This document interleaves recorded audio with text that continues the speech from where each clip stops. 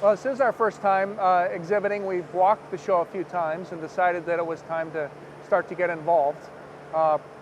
With COVID happening, it kind of changed the show environment, so it was good to get started now, though. Chris Howell, Techmaster Incorporated.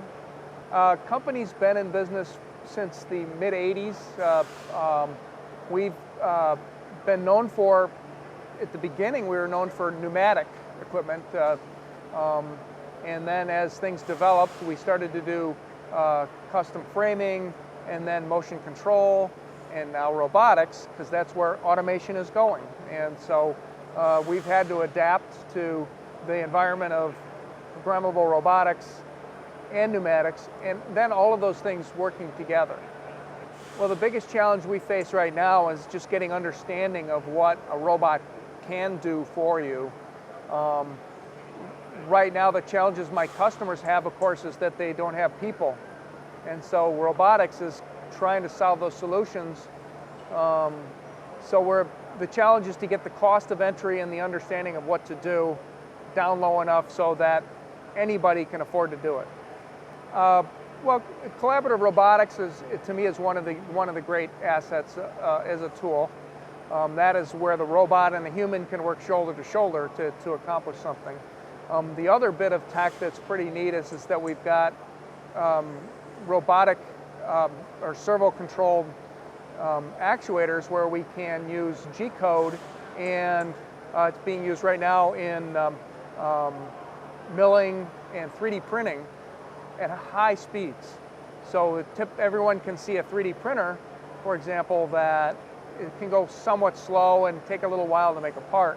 But if I'm going to use printing to make a production item, I need it to take seconds, not an hour. Well, the best value I see so far is just meeting people, also seeing what's out there. You know, it's not just us as a vendor showing things off. It's really neat to see what everyone else is bringing to the table, and even in areas that aren't associated with our typical customer. Right now, I only have one real competitor that's at this show, and that's okay. But I think that the show offers a lot from the standpoint of a broader picture into manufacturing. Well, the event's in a really nice facility. It's well lit. The people are running and they're doing a good job. There's enough food to at least get you through the day. You